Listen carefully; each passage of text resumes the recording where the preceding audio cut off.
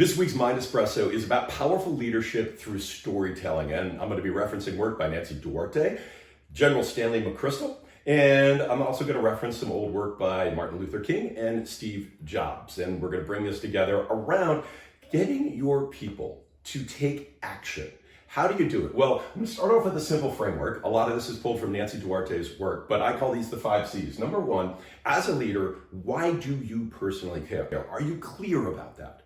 Do you have clarity about your caring? Because if you don't care, no one else is going to care. What is your personal connection? And Nancy has a great phrase. You need to care enough to want your people to change. You need to care that much about it. And are you clear on it?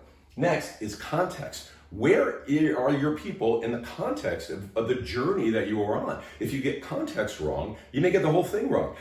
I may have a great vision for the future, but my people have been fighting for 2 years just to keep the business model going. If I drop a new vision on them, I'm actually going to hurt their inspiration, right? They're not going to want to connect with me.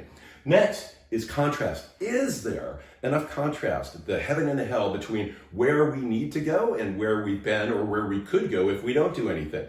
It's that contrast that moves people. If there's not enough contrast, not enough reason for me to do anything different. So be clear on your heaven, right? The state that happens if everything goes well, and the hell if everything starts going bad. Then we've got to connect. And this is a different vision for leadership. A lot of leadership has been taught around a top-down pyramid leadership process. And Stan McChrystal would argue that leadership looks more like leading from the back or leading from the side, right? I want my people to go from here to here. And as a leader, I'm not sitting on top of them. I'm the one who's encouraging them, right? I'm going to help them make that connection, right? I need to connect them through my own personal caring to this journey that they're on so that they care and they want to stay on the journey and they don't want to get off the journey. That's my litmus test. And ultimately, we want them to curse. When we share a vision with them, we want them to say, holy shit, that's amazing. Or, oh shit, if I don't do X, then something bad could happen. And the idea is to actually use push and pull, right? So pull is the vision. It's the thing that makes you want to go forward. And the push is what makes you want to get away. And as a leader, you want to use these tools. Now, context. Let's blow out context into this 5-part framework set around a 3-act structure. But let's talk about the 5-part framework. Dream, leap, fight, climb, arrive.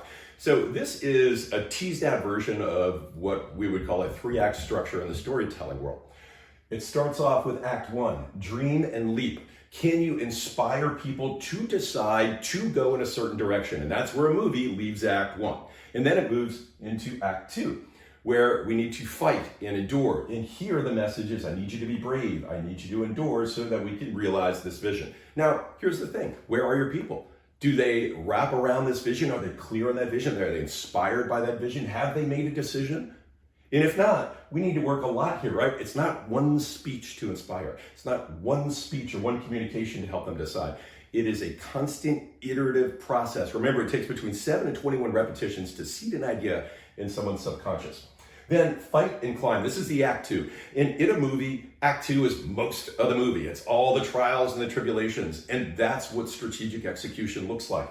Can I inspire my people to be brave? Can I share stories of bravery? Can I share stories of endurance towards realizing this vision? Scott Harrison at Charity Water is famous for bringing speeches from people who didn't have water into his organization to inspire people to be brave and to endure even when things are tough. And then arrival is Act 3, right? It's the culmination. It's the denouement. And the key thing to remember as a leader is, what do we need to do here? Are we celebrating a victory? Are we recognizing a defeat, but also pivoting towards the future? And as we celebrate that victory, what are we pivoting towards? Which gets us back up to the vision, right? And caring in the whole process. So being a compelling leader actually follows a structure, right? You need to care. You need to think about your audience in context. There has to be a contrast in the story that you're telling them for them to actually want to do something. We need to think not from leading from the top, but leading from the side or leading from the back and connecting people to that journey so that they never want to get off that journey. And finally, can you make them go, holy shit, or wow, oh shit, something bad is going to happen. And if you can do that, now we can help people change the mental model by which they view the problems. So storytelling, leadership, that is this week's Mind Espresso.